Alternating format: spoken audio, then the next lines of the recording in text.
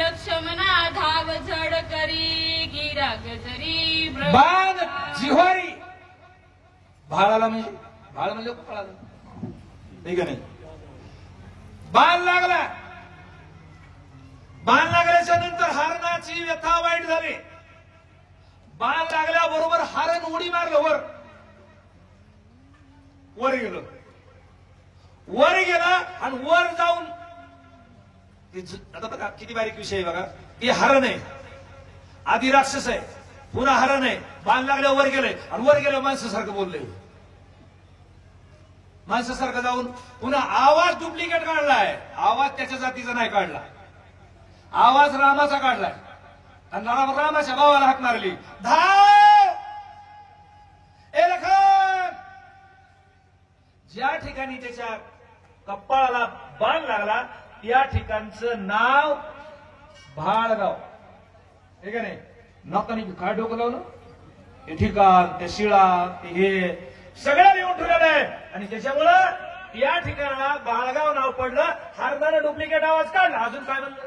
लागता श्रीनामाचा बाण करोनी सप्त ताड उड्डाण मारीच सांडिनीच प्राण पाव लक्ष्मणा म्हणून जरा पुढची ग बसा. मारी त्यानं उड्डाण किती उंच केलं. पुढची ग बसा म्हणजे इटावरची माग. हरणानं उडी उंच किती मारली. तुला गुत दिलंय म्हणावं आम्हाला इशारा लागला. ओळीमध्ये आलंय सप्तताड आलंय का.